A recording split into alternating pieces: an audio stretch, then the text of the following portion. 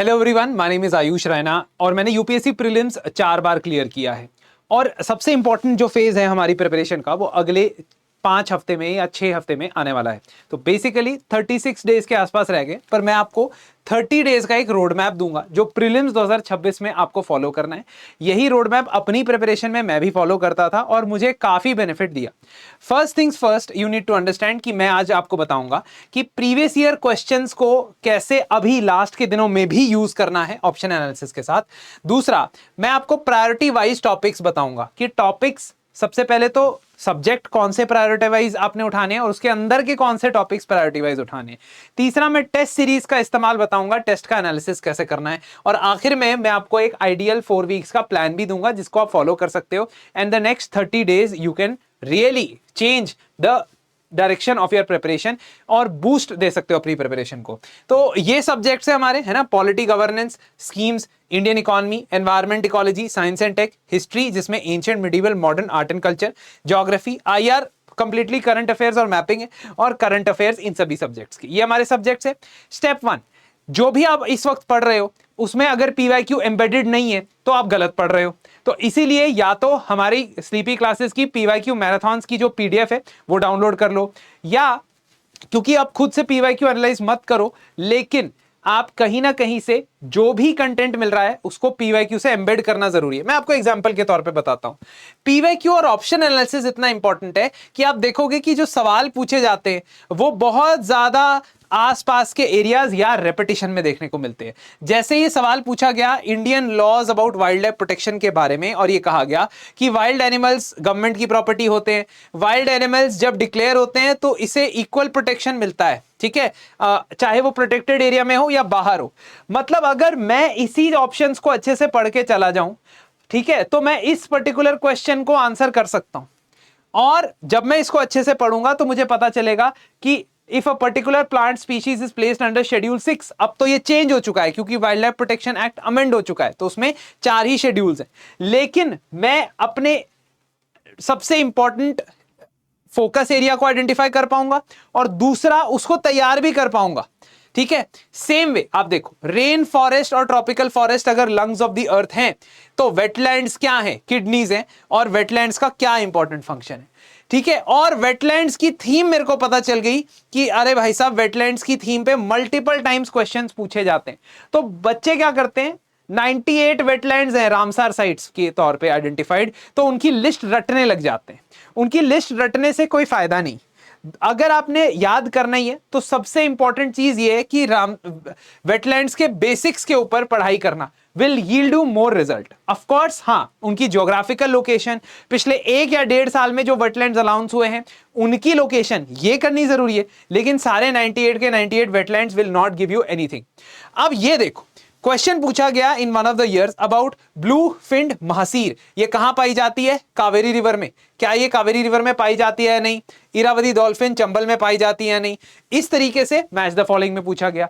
और फिर which of the following is not a bird पूछा गया आपसे। तो सिंपली आप ये देख सकते हो कि अगर आपने ये किया होगा तो आप महासीर एक फिश होती है ये पता लगा सकते हो।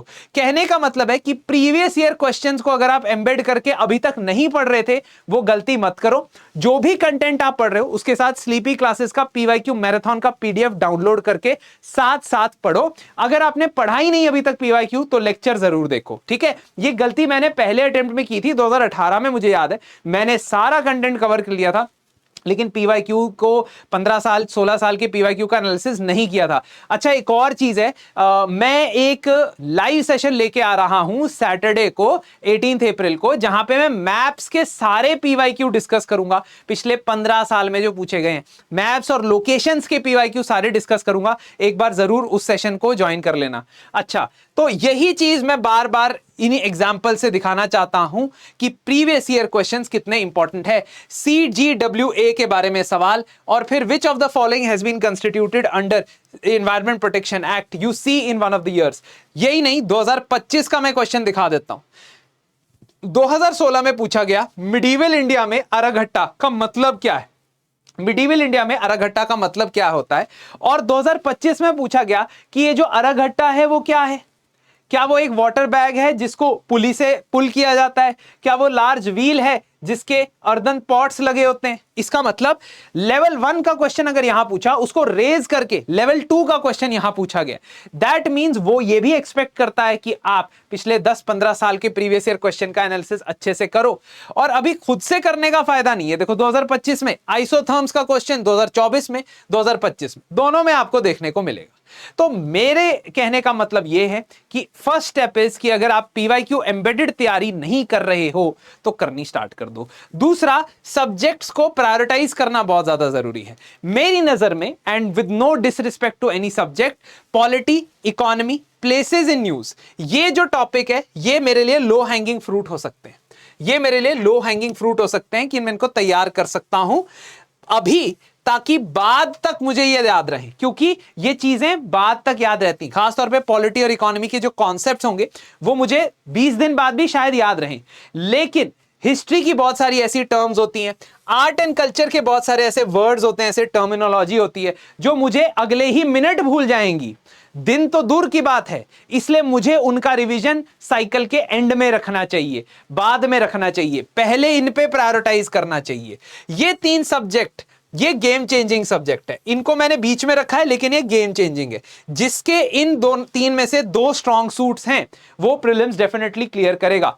और जनरली होता है क्योंकि ये साइंटिफिक सब्जेक्ट्स हैं, तीनों साइंटिफिक सब्जेक्ट्स हैं, तो इसमें एडवांटेज लेना बहुत ज्यादा इंपॉर्टेंट है। इसमें एडवांटेज लेना बहुत ज्यादा इंपॉर्टेंट है। तो मैंने जो टॉप सब्जेक्ट अरेंज किए उसके साथ साथ टॉपिक भी अरेंज किया है। सब्जेक्ट जो अरेंज किया है, टॉपिक भी अरेंज किया है। अगर आप किसी भी एक सब्जेक्ट या सभी सब्जेक्ट्स को इफेक्टिवली रिवाइज करना चाहते हो तो वैसे ना हमारा रैपिड रिवीजन का कोर्स भी चल रहा है, वो भी आप देख सकते हो और हमारी वेबसाइट पे जाके उसको चेकआउट करना जरूर। वहां पे सभी टीचर्स ने बहुत मेहनत से बच्चों के साथ 8-9 घंटे बैठ के रिवाइज किया। खैर, खुद रिवाइज कर रहे हो तो ये याद रखना कि ये ऑर्डर ऑफ प्रायोरिटी होना चाहिए आपके टॉपिक्स को पढ़ने का।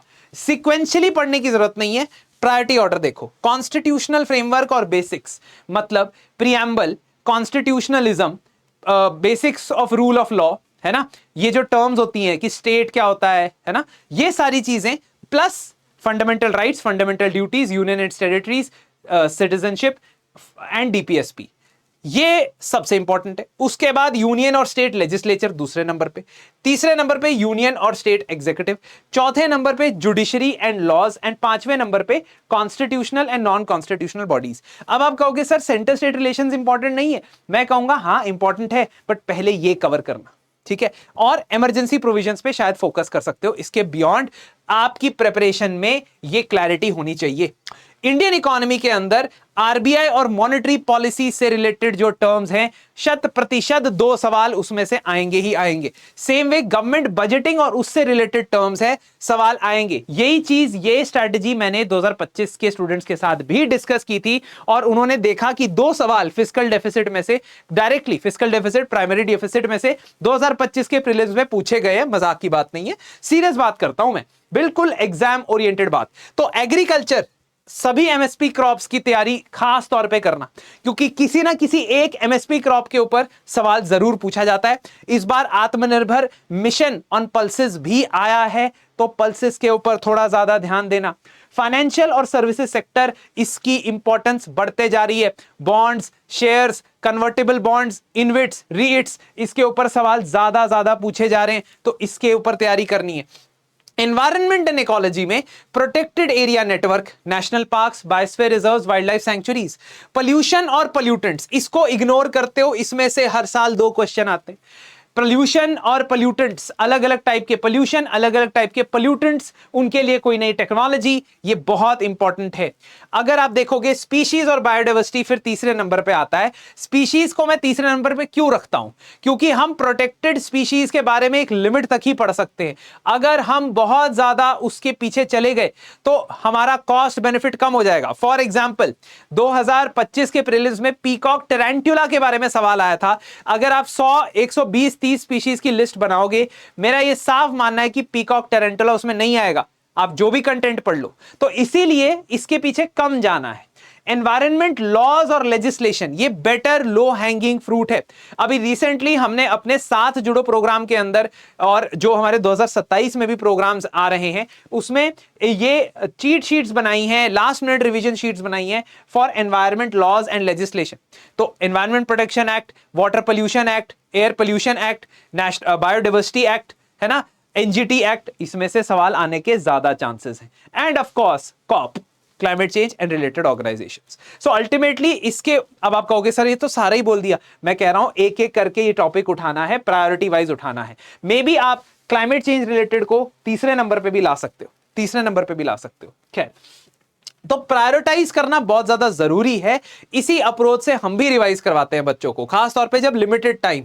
साइंस एंड टेक्नोलॉजी में बायोटेक्नोलॉजी और हेल्थ, ये नंबर 1 प्रायोरिटी होगा इस साल के लिए। इस साल के लिए आपको स्पेस टेक्नोलॉजी के ऊपर थोड़ा ज्यादा फोकस करना पड़ेगा, ठीक है। इस साल के लिए I am giving you cheat sheet कि स्पेस टेक के ऊपर थोड़ा ज्यादा फोकस करना पड़ेगा, स्पेस टेक्नोलॉजी के ऊपर थोड़ा सा ज्यादा फोकस। ऑफ कोर्स एक एक क्वेश्चन उसमें से आता है, लेकिन इस बार डेफिनेटली एक क्वेश्चन आने वाला है। प्लस धर्मेंद्र सर जो भी रैपिड रिवीजन के अंदर टॉपिक्स पढ़ाते हैं, क्लियर कट कन्वर्जन रेट उसमें देखने को मिलता है। लेकिन अगर आप खुद पढ़ रहे हो, सेल्फ स्टडी कर रहे हो, टॉपिक लिस्ट बनाना, बायोटेक और उसकी जो भी एप्लीकेशन से रिलेटेड न्यूज है ना, इमर्जिंग टेक्नोलॉजी, बेसिक बायोलॉजी या केमिस्ट्री, ये खुद से अब पढ़ने का कोई आपके पास टाइम नहीं है, तो इसलिए स्किप कर दो, सीधा ऑल्टरनेट एनर्जी सोर्सेज की तरफ और डिफेंस टेक्नोलॉजी की तरफ, ठीक है।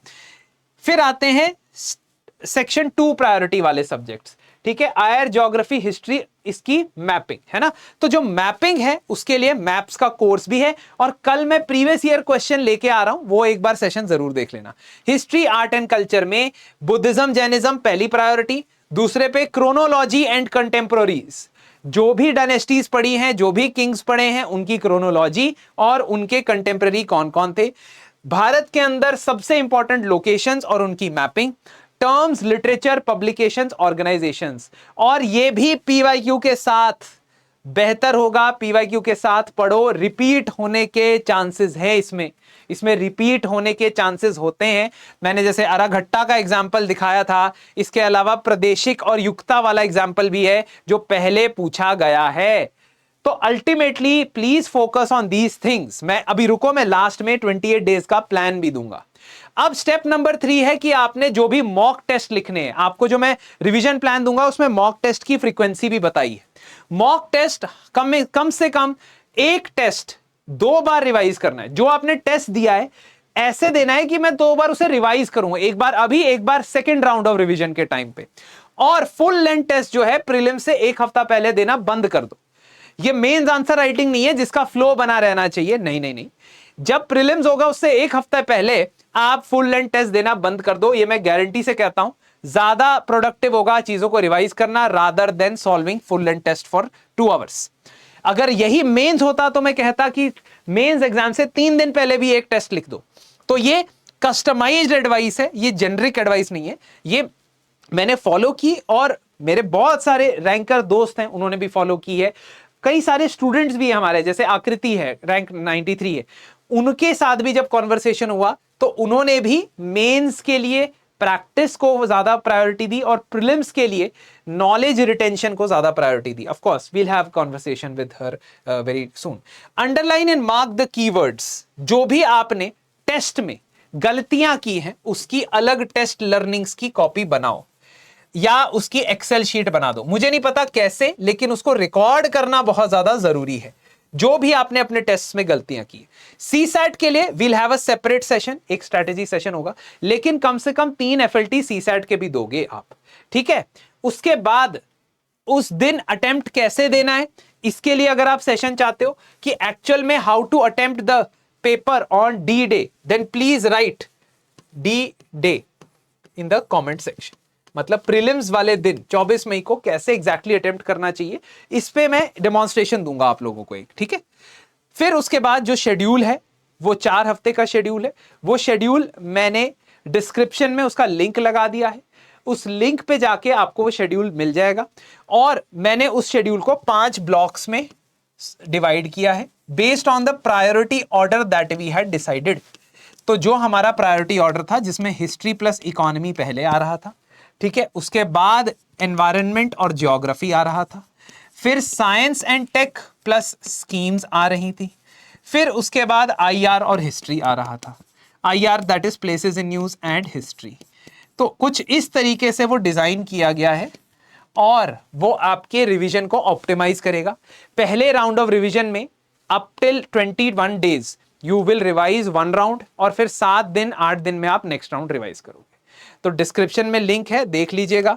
किसी भी एक सब्जेक्ट में आपको लगता है रिवीजन कम है, जैसे अनिमेश प्रधान है, अनिमेश प्रधान ने एनवायरमेंट साइंस एंड टेक में उनका रिवीजन कम था तो उन्होंने रैपिड रिवीजन कोर्स में एनरोल किया, उनको बहुत हेल्प हुई।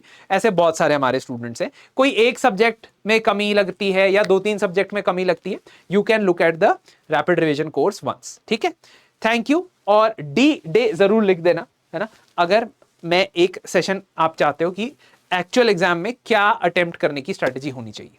Thank you and see you very soon.